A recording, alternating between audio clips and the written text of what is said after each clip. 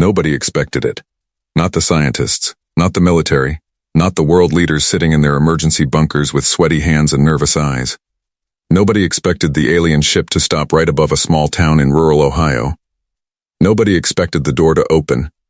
And nobody, absolutely nobody, expected the most powerful being in the known universe to walk out, look across a crowd of 7 billion terrified humans, and point at one completely ordinary man.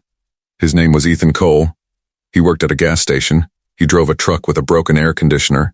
He had $42 in his bank account and a half-eaten sandwich in his jacket pocket. And the alien queen chose him.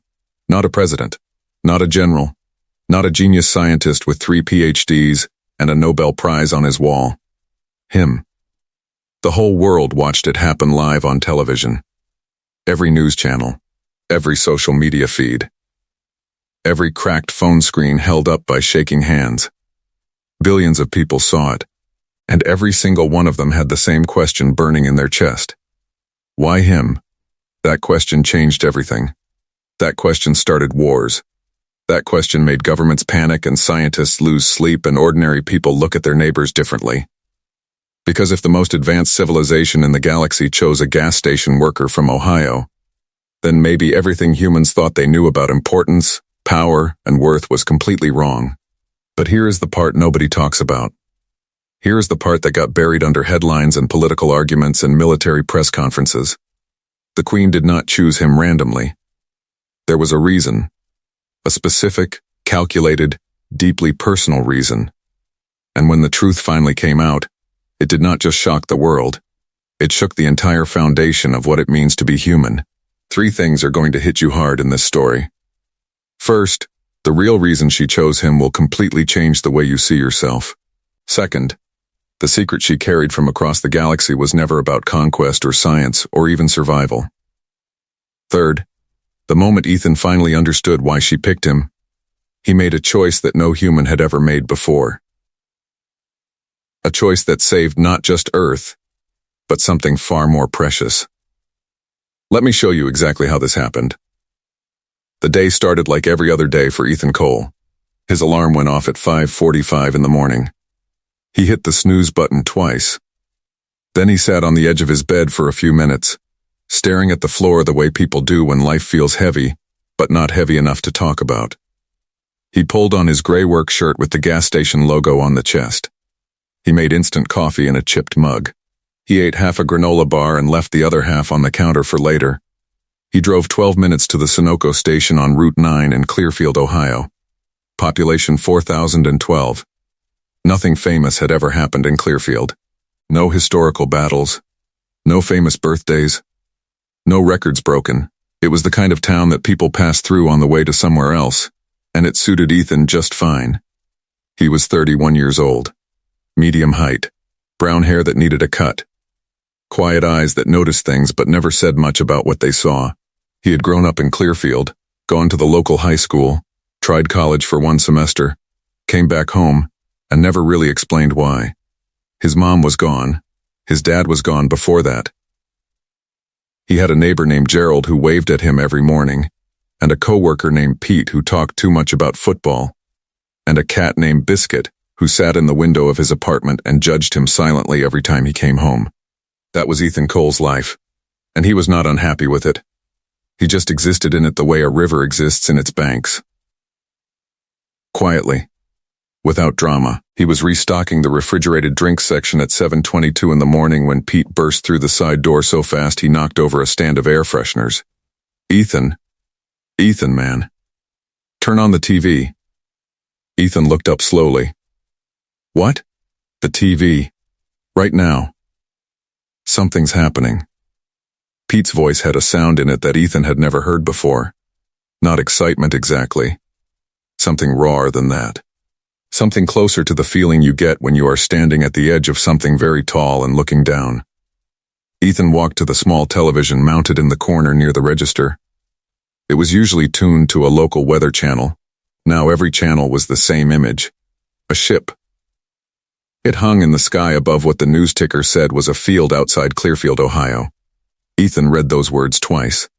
Then he looked out the gas station window. And there, past the road, past the tree line, sitting in the sky above the flat Ohio land like a second moon, was the ship. It was enormous. That was the first word that came to his mind. Not beautiful. Not terrifying. Just enormous. It looked like someone had taken a mountain and made it float.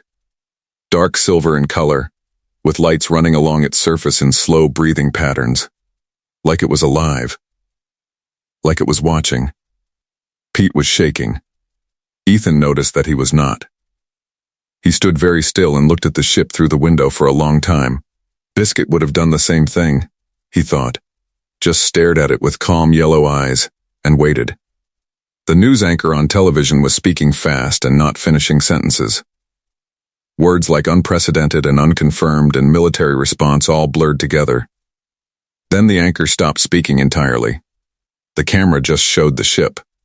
And then something new happened. A door opened. Not a hatch. Not a ramp. A door. Like a front door on a house. Except it was the size of a football field and it opened slowly outward with a sound that Ethan could not hear on the television, but could somehow feel in his chest. A deep low vibration that passed through glass and walls and bone. Light poured out of the opening. Not white light.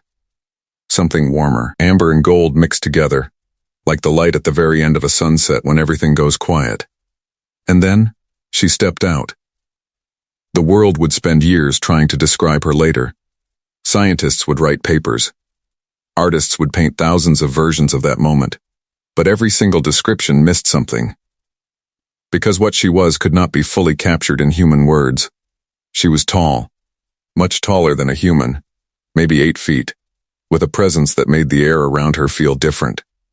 Her skin was a deep, rich shade of red bronze that seemed to absorb and reflect light at the same time. Her hair was long and black, and moved slightly even though there was no wind. Her eyes, when the camera zoomed close enough, were a color that had no name in English. Something between silver and violet. Something that looked ancient and awake at the same time. She wore armor, sleek and dark and fitted perfectly to her form, with gold along the edges that caught the light and patterns that somehow looked like language. She stood at the edge of the ship's opening, and she looked down at the field below. And then, for the first time, she looked directly at a camera. It felt to everyone watching like she was looking directly at them. Then, she descended. Not using stairs, she simply stepped off the edge and descended slowly, as if gravity had agreed to be gentle with her. She landed in the field with no sound. The long grass around her bent outward from the impact, but she stood perfectly still. A circle of military vehicles surrounded the field at a distance.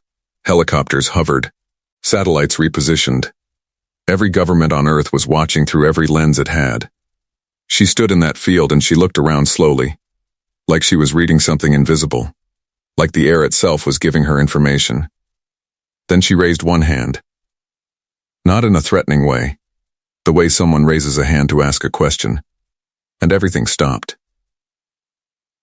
The helicopter rotors seemed to slow. The wind died. Even the news anchor on the television went silent mid-breath. She pointed. The camera followed her finger. It pointed toward the road. Toward Route 9. Toward the Sunoco station. Pete made a sound like a door closing on a cold night. Ethan put down the bottle of water he was still holding. She was pointing at him. He knew it before the soldiers knew it. Before the black SUVs started moving down the road. Before the news helicopters swung their cameras toward the gas station. He knew it the way you know something in a dream. With a certainty that has no explanation and needs none. She had pointed at him. His phone buzzed. Then again. Then again and again and again, a rapid fire of calls and messages from people who had been watching the same television he had. But he did not look at his phone. He just stood there in his gray work shirt with the gas station logo on the chest, and he thought about the other half of the granola bar sitting on his kitchen counter, and he wondered, with the quiet, honest part of his brain, what on earth he had done to deserve being found. Because that was what it felt like. Not chosen. Found. Like something that had been lost for a very long time had just been located. The black SUVs turned into the parking lot. Men in dark uniforms got out. They walked toward the door with the careful, practiced movements of people trying not to look as scared as they were. One of them opened the door and looked at Ethan with eyes that were doing their best to stay professional. "Sir," the man said. We need you to come with us. Pete grabbed Ethan's arm. You don't have to go. They can't make you. Ethan gently removed Pete's hand. He picked up his jacket from the hook behind the register. He checked his pocket for his keys out of pure habit, then put them back because wherever he was going, he would not be driving himself. He looked one more time at the ship hanging over the field, at the amber light still pouring from the open door. It's okay, Pete, he said. His voice was calm in a way that surprised even him. I'll be back. He was not sure he believed that, but he said it anyway. Because some things need to be said even when you are not sure. He walked out of the gas station into the cold Ohio morning, and the cameras of the world turned toward him. And the most powerful being in the galaxy waited in the field ahead. And Ethan Cole walked toward her the same way he walked toward every difficult thing in his life. One quiet step at a time. They did not let him walk straight to her. That was the first thing Ethan learned about how governments handle the impossible. They handle it with paperwork, with procedures, with rooms that have bad lighting and plastic chairs, and men who ask the same questions 6 different ways hoping to get a different answer. They put him in the back of a black SUV and drove him to a temporary command post they had set up in a high school gymnasium, 3 miles from the field. Ethan sat at a folding table and a man in a military uniform with too many badges sat across from him and opened a laptop and said, "Very seriously, Mr. Cole, do you have any prior contact with extraterrestrial entities?" Ethan thought about it honestly. "No," he said. "Any unusual experiences? Dreams? Blackout periods? Strange lights?" "I have a cat that stares at the wall sometimes," Ethan said. "But I think that's just a cat thing." The man did not smile. He typed something. He asked more questions. Ethan answered all of them the same way he answered everything. Directly. Without drama. He was not being brave. He just had a very simple relationship with the truth. Things were what they were. Pretending otherwise had always seemed like extra work for no good reason. Outside the gymnasium, the world was not handling things as calmly. 3 different governments had already issued conflicting statements. One said the visitor was hostile. One said she was peaceful. One said they needed more information and asked citizens to remain calm, which historically is the sentence that makes people least calm. Stock markets dropped 17% in 90 minutes. 2 airports closed. Social media was a wall of noise. Somewhere in London, a group of people stood outside Parliament holding signs that said things nobody had been prepared to print 24 hours ago. Inside the gymnasium, Ethan ate a sandwich someone brought him and waited. After 2 hours, a woman in a dark blue suit came in and dismissed the military man. She sat down across from Ethan and looked at him for a long moment before speaking. Her name was Dr. Sarah Vance. She explained, the lead xenolinguistics specialist for a government research team that had been quietly preparing for exactly this kind of event for 11 years. "And how's that going?" Ethan asked. "Terrifying," she said. "She won't communicate with anyone except through a signal she's been sending since she landed. A signal that is clearly a form of language, but that we cannot yet decode. Except for one part." Ethan waited. Dr. Vance turned her laptop around. On the screen was a waveform. A long rolling pattern of sound and light signals broken into segments. Most of it was highlighted in yellow, meaning unknown. But one segment near the beginning was highlighted in green. "That segment," Dr. Vance said, "repeats every 4 minutes. Exactly every 4 minutes. And we believe it translates to a name." Ethan looked at the waveform. "Whose name?" Dr. Vance looked at him steadily.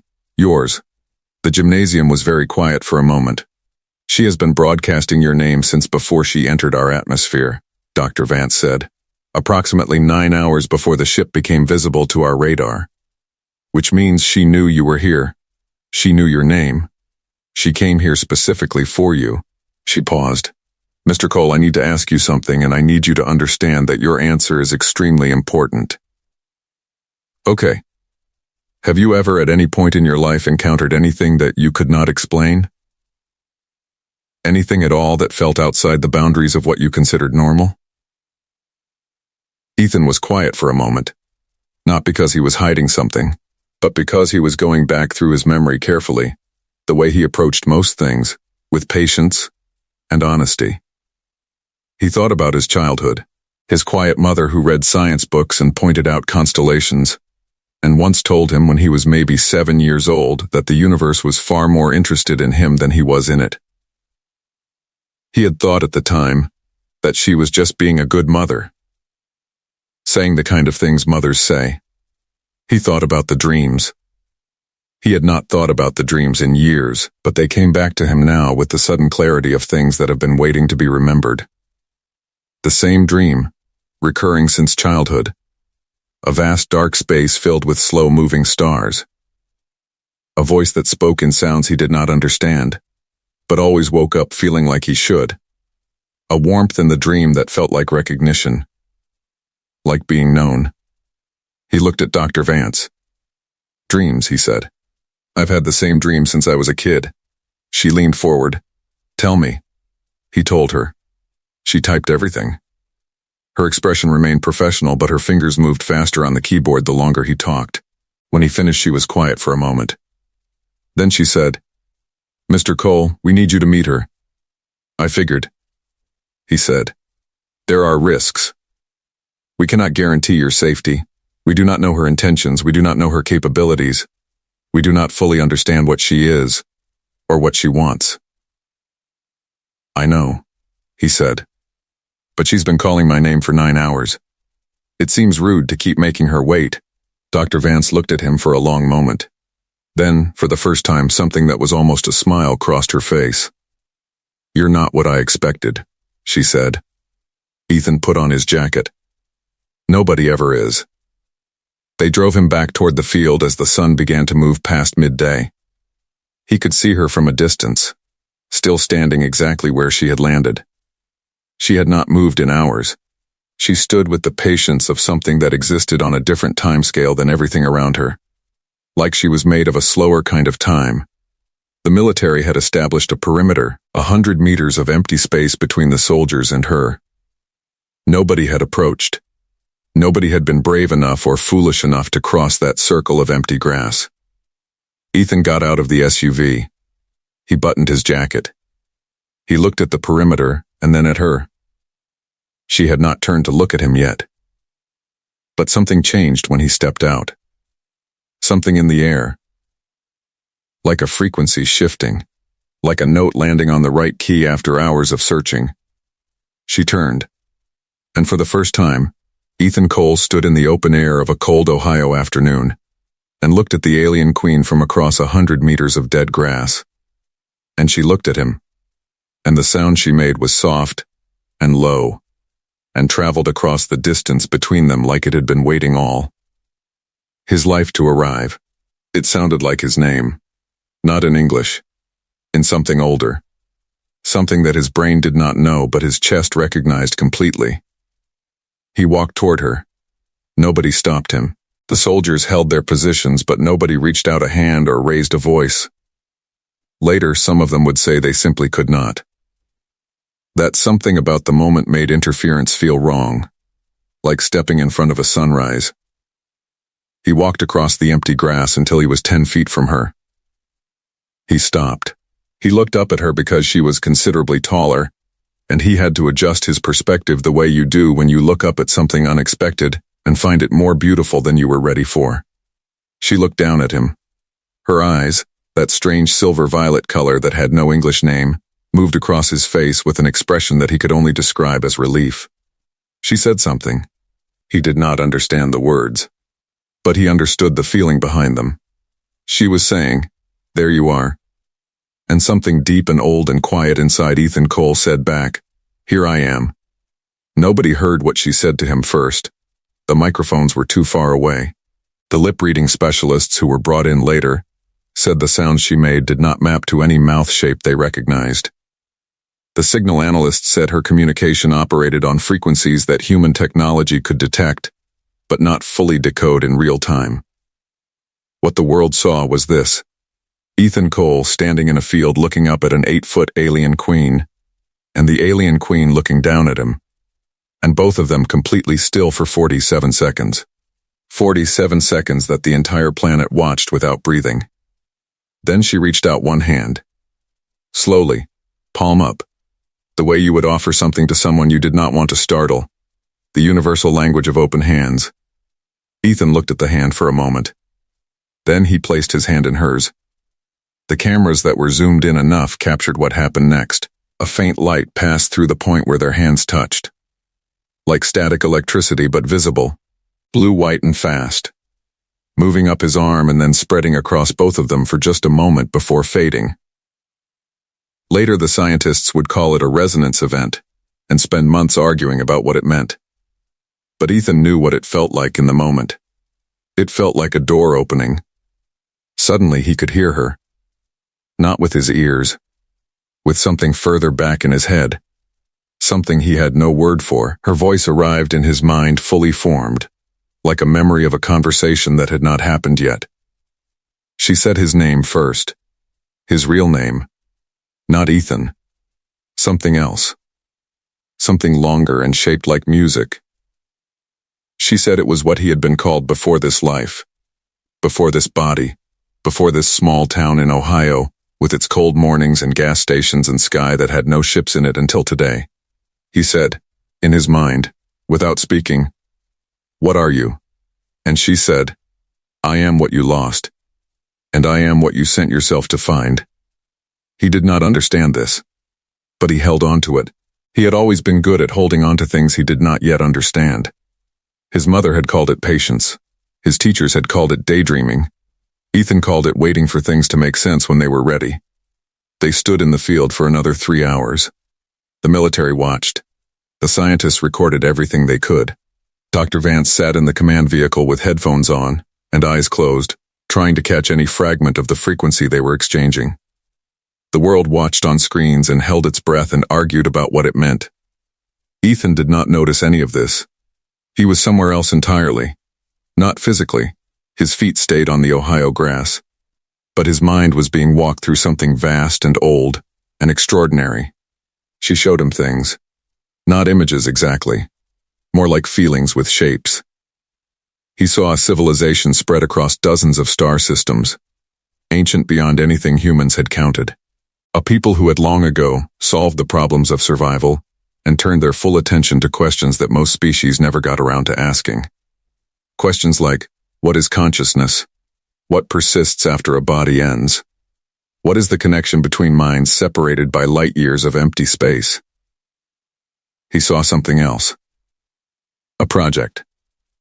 A study that spanned generations. His queen's civilization, the Vorin, had discovered something that shook even their ancient understanding. They discovered that consciousness could be seeded.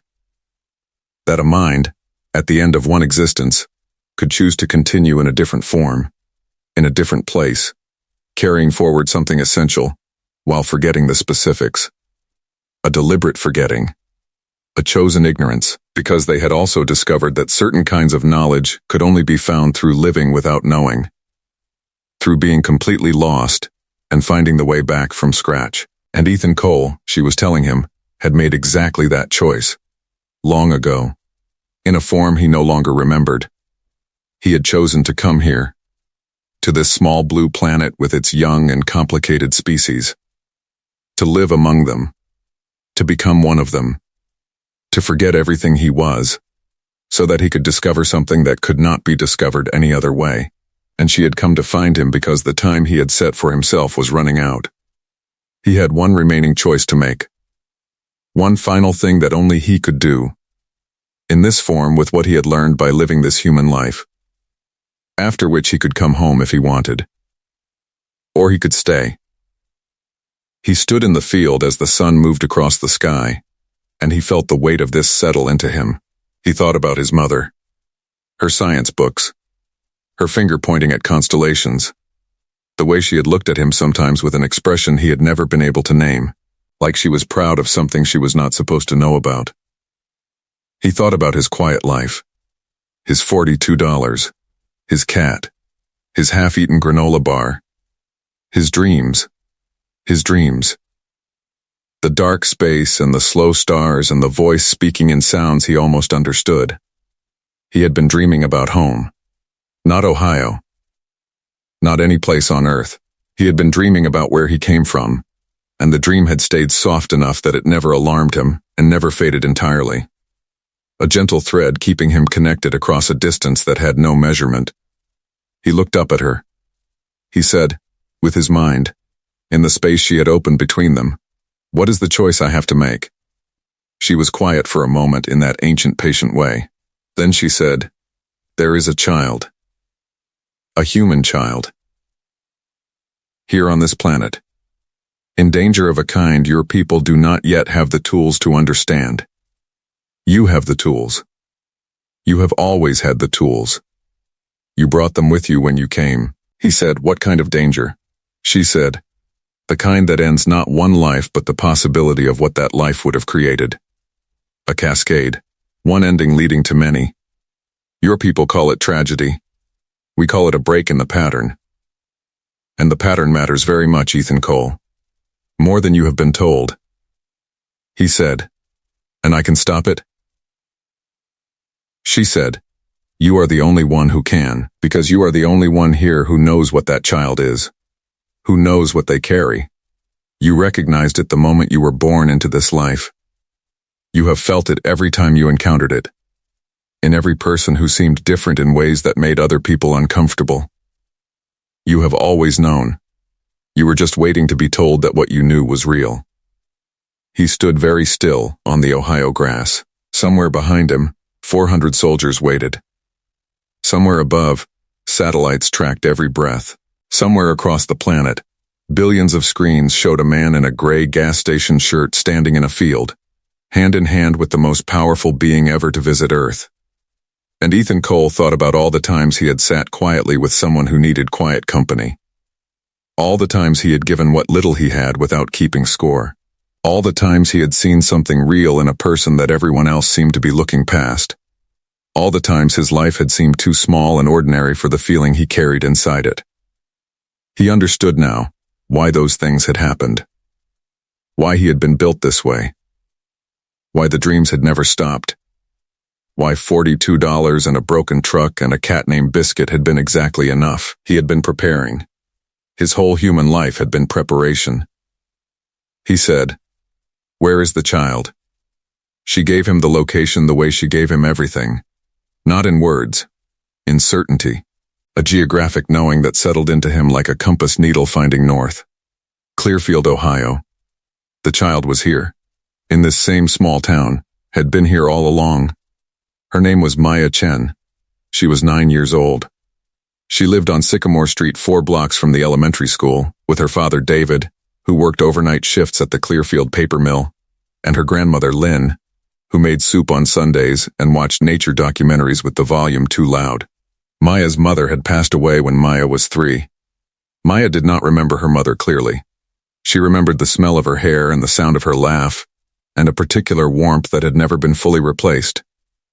Ethan did not know Maya. He had seen her maybe twice, the way people in a small town see each other without quite meeting. A small girl with serious dark eyes, and a backpack with a yellow star patch on it, waiting at the bus stop on Route 9. He had waved once. She had waved back very gravely, the way serious children wave, with full attention and no excess. He told Dr. Vance. Not everything. He told her enough. He said the visitor had communicated a concern about a child in the area. He said he needed to go to Sycamore Street.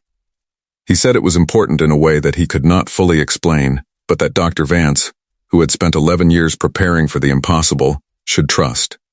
She looked at him for a long moment. Then she said, "I'll get a car." They drove to Sycamore Street with 2 military vehicles following at a respectful distance. Dr. Vance had made some calls. The house was a small white one with a green door and a flower bed that had been carefully tended, but was now going brown in the November cold. Ethan knocked. The grandmother opened the door. Her eyes moved from Ethan to the military vehicles on the street, and back to Ethan with the deep, unimpressible calm of a woman who had survived things that would have broken people who needed the world to make sense. "You are here about Maya," she said. Not a question. "Yes," Ethan said. She opened the door wider. Maya was sitting at the kitchen table doing homework.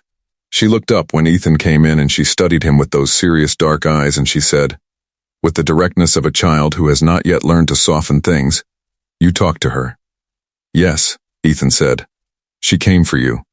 Yes. She's been trying to reach you for a long time. Maya said this the way a child says something they have been waiting to say to the right person, with relief and certainty and no expectation of being doubted. I could hear it. The signal. I've been hearing it since I was really little. I thought it was just noise at first. Then I thought it was music. Then I understood it was a name. Your name. The kitchen was very quiet. The grandmother stood with her hands folded and did not look surprised. Dr. Vance stood in the doorway with her laptop, and her expression had moved past professional into something rawer and more human. Ethan sat down at the table across from Maya. He looked at her carefully, with his human eyes, and with the other part of him, the older part, the part that had been quietly present his whole life, waiting for permission to look directly at things. He saw it immediately. It was like a light. Not visible exactly, more like the impression of light. A quality of presence that most humans generated in small amounts, the thing that made certain people seem more alive, more real, more there than others, the thing that drew you to some people without explanation, and made a room feel different when they entered it. Maya had it in quantities that should not have been possible, not in a human child, not in any human Ethan had ever met. It radiated from her in slow, steady waves like heat from a fire, and he understood in the sudden, complete way that she had been carrying it her whole life, without knowing what it was, or why it made certain adults look at her strangely, or why animals always came to her first, or why plants grew better near her bedroom window. She was not just a gifted child. She was something else entirely. Something the Voron had a word for that translated roughly as a seed carrier. A being born into a young species carrying a quality of consciousness that was meant to spread. To be noticed. To be learned from. To quietly change the temperature of a civilization just by existing in it, and growing up, and living her life and passing it on. There were perhaps a dozen of them on Earth at any given time, the Queen had told him. Born into difficult circumstances because difficulty was where they were most needed, and where they grew most fully. And they were fragile in one specific way. They could not survive being unseen. Not physically, but in a deeper sense. If the world consistently failed to recognize what they were, if the right person never came to simply acknowledge the reality of them, the light did not go out immediately. It dimmed, slowly, over years, until the person learned to carry it quietly, privately, then to hide it, then to stop trusting it, then to lose it. And a seed carrier who lost their light did not just lose something personal.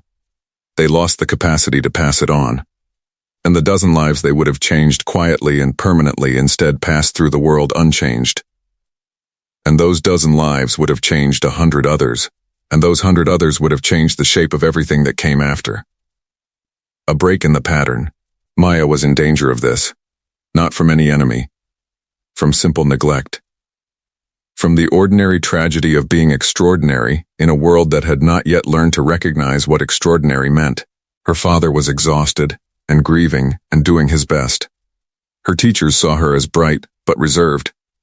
Her classmates did not quite know what to do with her seriousness. Nobody had ever sat across from her and said, I see what you are, and it is real, and it matters more than you know. Ethan looked at Maya Chen across the kitchen table and he said, I see you. She went very still. What you are, he said, is not strange. It is not a problem. It is not something to hide or apologize for or grow out of. What you are is important. Not in the way adults tell children they are important to make them feel better. Actually important. The way a river is important. The way a first warm day in March is important. The way finding the right words at the right moment is important. Do you understand? She looked at him with her serious dark eyes, and they were bright with something that was not quite tears but was in the same neighborhood. Nobody ever said that before, she said. I know, he said. I'm sorry it took this long. She looked down at her homework for a moment. Then she looked up and said, the signal. Your name. I heard it every day for years. I used to fall asleep to it. I always felt like it meant something was coming. Something good. It was, he said. I was. The world did not know what to make of any of this. The news had footage of Ethan going into the small white house on Sycamore Street with military vehicles outside, and coming out an hour later looking changed in a way that cameras could capture, but reporters struggled to describe. He looked the same. Same gray shirt, same quiet face. But something about the quality of his stillness had shifted. He moved like someone who has just remembered something very important, and is still holding the feeling of it. The Queen had remained in the field. She would remain there as long as he needed. She had told him this in the field when he finally returned to her after leaving Maya's house. She stood in the Ohio grass under a November sky, and she looked at him with those ancient eyes and she said, in the space between their minds, "You did it well." He said, she needed someone to see her. That's all it was. She said, that is never all it is.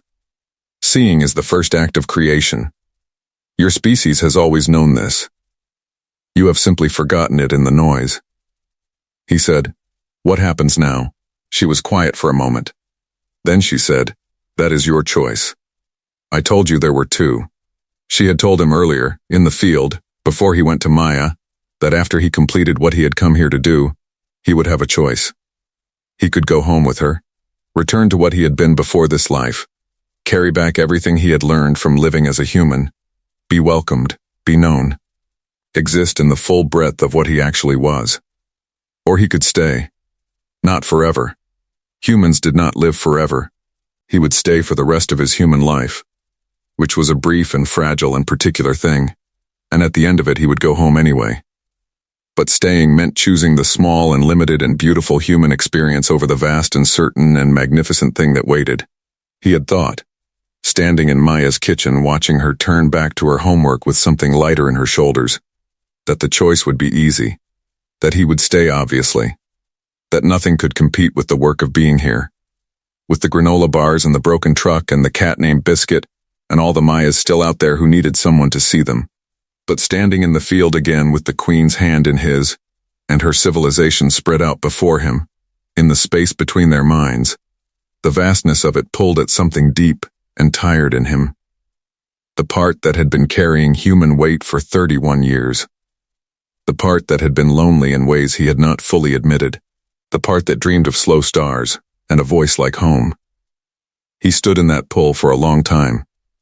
The world watched. The cameras whirred. The satellites tracked. Nobody spoke. Then he looked up at her, and he said something that would later, when Dr. Vance finally managed to decode a portion of the signal recording, become the most analyzed 47 words in the history of human communication. He said, if I go home now, who sees the next one? She looked at him with those silver violet eyes for a very long time. Then she said, that is the question we hoped you would ask. He said, so there are more. She said, there are always more. Your world is young. The seeds are everywhere. And seeing them, really seeing them, is a skill that must be taught by example. You have seen Maya. Maya will grow up, and she will see others. But the line of seeing that leads from where you are, back to where she is, that line matters. It must be held. He said, I want to stay. She said, I know. I saw it before you did. He said, will you come back? She said, I never left. I have been here since before your grandmother was born. Watching, making sure the thread did not break entirely. I come closer when it thins. He said, you've been watching over us. She said, I have been watching over you.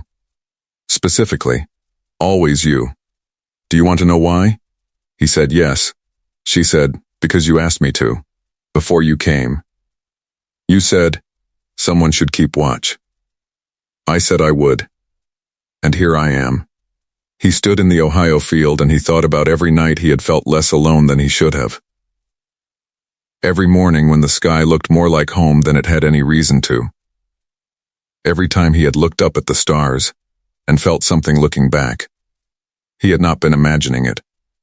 She had been there, patient and constant, and keeping her word across the years and the light years and the forms. He tightened his hand around hers. She looked down at him with that ancient warm relief. And then she said, I will come back. When you need me. When another one needs finding. when the thread thins again. He said, "How will I know when to call?" She said, "You already know. You have always known." She stepped back from him slowly. The amber light from her ship moved in slow waves above them. She looked at him one last time with every version of what she was, all the warmth and age and power and patience of it, and then she turned and she rose back toward the ship with the same gentle gravity that had lowered her. The door closed behind her. The ship did not leave immediately. It hung in the sky above Clearfield, Ohio for 3 more hours. Then, with no sound and no drama, it was simply gone, the way stars go when morning comes. Not erased, just moved to somewhere the light goes when it is done being seen. Ethan stood in the empty field for a while after. Pete from the gas station showed up eventually, which was very Pete. He stood next to Ethan and looked at the empty sky and said nothing for almost 2 full minutes, which was not very Pete at all. Then Pete said, "You okay?" Ethan thought about it honestly. "Yeah," he said. "I think I'm okay." "What did she want?" Ethan looked at the sky where the ship had been. He thought about Maya at her kitchen table, about the grandmother with her folded hands and her unimpressible calm, about the light he had seen in that small, serious child, about all the lights like that out there in the world, dimming quietly in the noise. "She came to remind me of something I forgot," he said. Pete nodded slowly. "Did it work?" Ethan put his hands in his jacket pockets and turned back toward the road. "Yeah," he said. It worked. 3 months later, Ethan Cole quit the gas station. Not dramatically. He gave 2 weeks' notice, worked his shifts, said goodbye to Pete, and left a plant on the counter near the register, because it seemed like a place that needed one. Pete cried a little and then denied it. Ethan did not move far. He rented a slightly larger apartment on the east side of Clearfield. He painted the walls a warm yellow that looked like the light from an amber sunset. He kept Biscuit, who adapted to the new apartment with the indifferent superiority that cats bring to all changes of circumstance. He started something small, a community program, though he called it something simpler. He called it the Seeing Project, which the local newspaper thought was a funny name, and the government department that gave him a small grant thought was charmingly vague, but the children who came to it understood immediately and completely. He found them the way he had found Maya, not by looking in the obvious places, by paying attention to the quiet signals. The child who sat alone not because they were rejected, but because they were listening to something the room did not hear. The teenager whose teacher said was disruptive, but who Ethan could see was simply running on a frequency too fast for the room to contain. The elderly man at the library, who had carried a particular quality of presence for 80 years and never once been told what it was. He sat with them. He looked at them.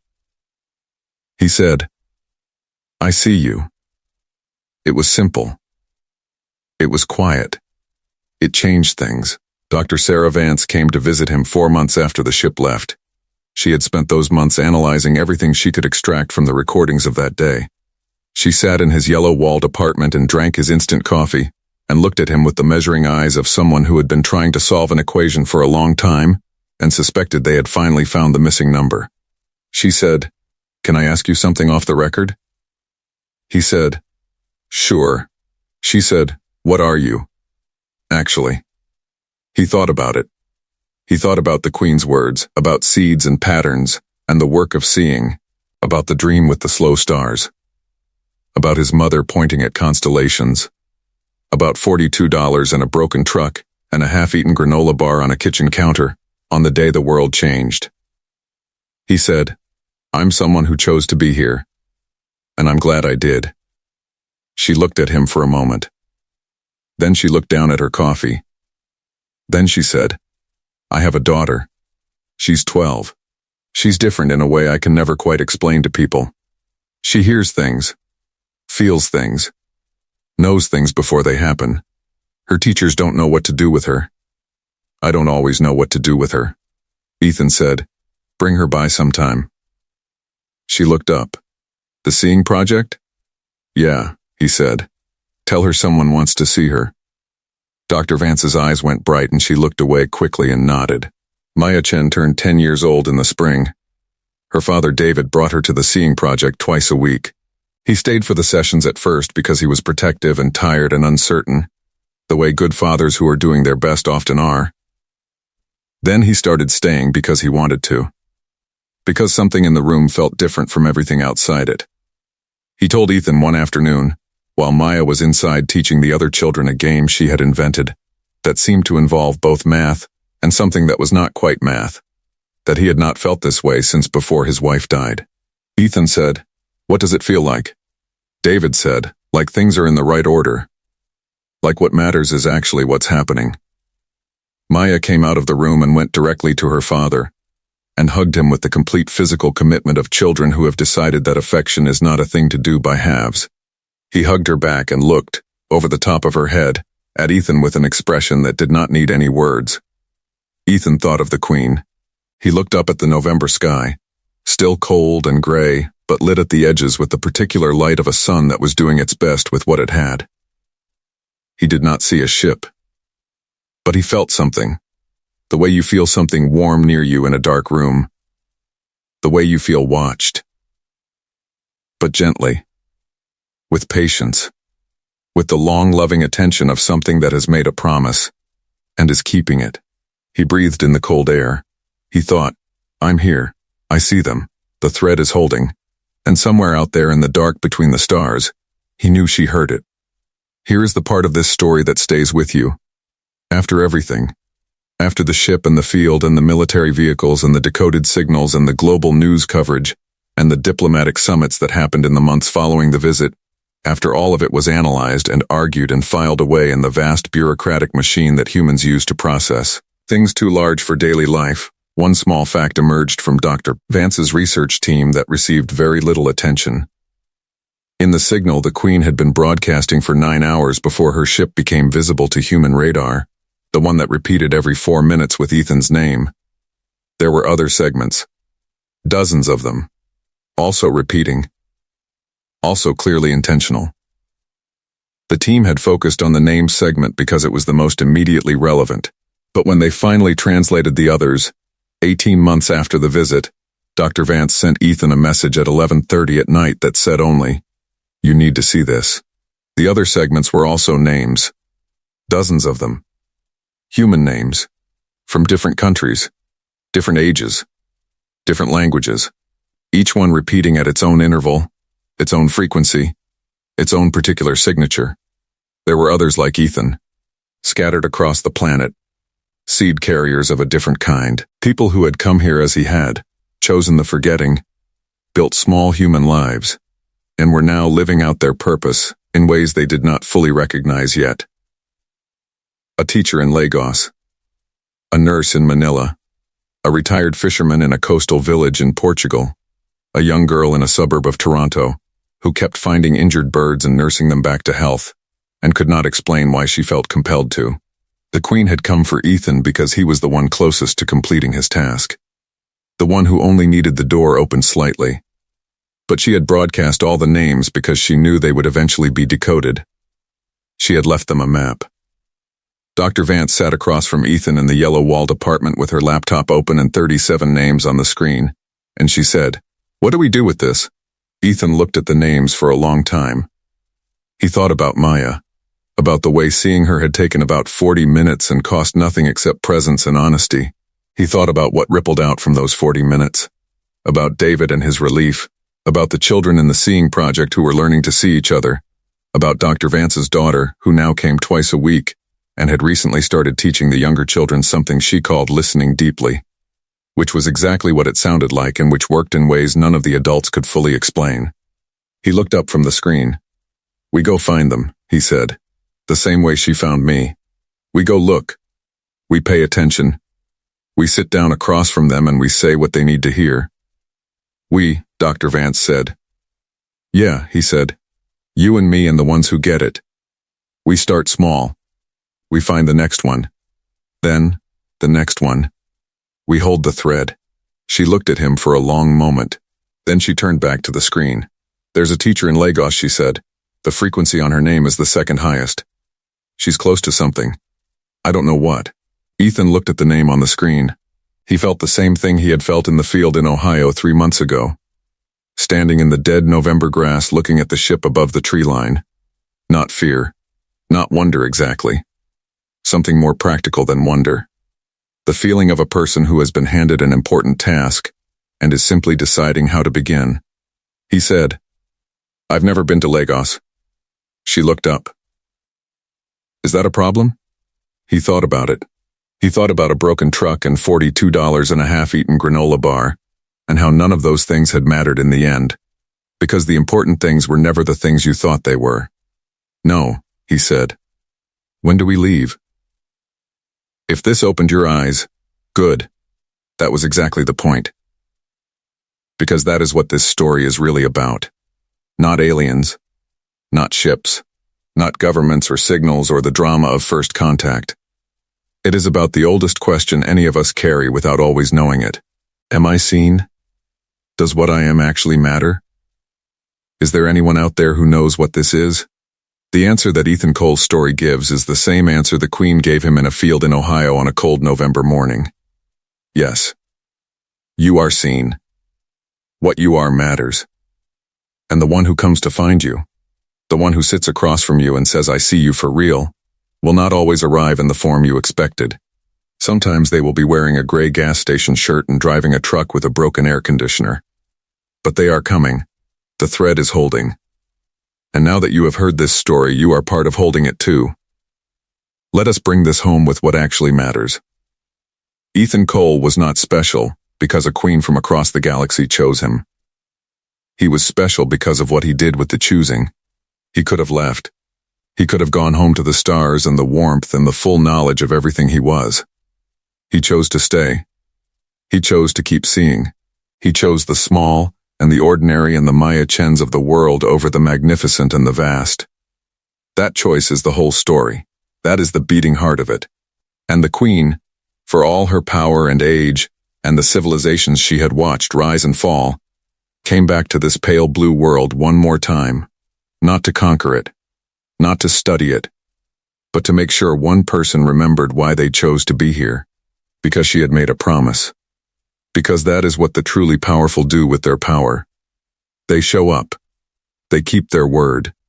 They hold the thread. And the thread, it turns out, is made of nothing more complicated than one person looking at another and saying, "I see what you are, and it is real, and it matters." This is what we do here on this channel. Every single story we tell is built around that same thread. The human who surprises the galaxy. The ordinary person who carries something extraordinary. The moment when something vast and ancient looks at something small and young and says, "There you are. We have been looking for you." If this story moved you, hit the like button right now. It takes 2 seconds, and it tells the algorithm that this kind of story matters. Which means more people find it. Which means more people feel seen. Which is exactly the point. Subscribe to the channel so you never miss a story like this one. We post every week. Every story is built to stay with you. Every story is built to matter. Drop a comment below and tell me this. Who in your life sees you? Who is the person who has ever looked at you and recognized what you actually are? If you have someone like that, say their name. If you do not have someone like that yet, say so. Because someone reading the comments might be exactly the person you are waiting for. And if you want to go deeper, the next video is already waiting for you.